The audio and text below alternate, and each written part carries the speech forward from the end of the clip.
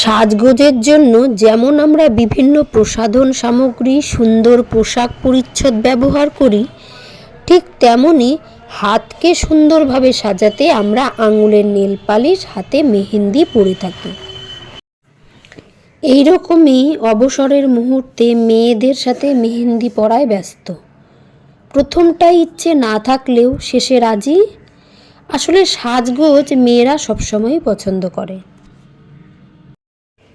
মেয়ে থাকার এই একটা সুবিধা, নিজেও সাজবে আবার মাকেও সাজিয়ে দেবে। এটা মায়ের এক পরম প্রাপ্তিও বলতে পারেন। দিদি হাতে মেহেন্দি পরিয়ে দেবে, আরও ছোট হলে পারবে না, এটা কি হয়? তাই ও ডান হাতটা টেনে নিয়ে মেহেন্দি পরাচ্ছে। কালী পুজোর দিন দুপুরে তেমন কাজ না থাকায় তাই মেয়েদের সাথে বেশ সুন্দর একটা সময় অতিবাহিত করতে পেরেছি।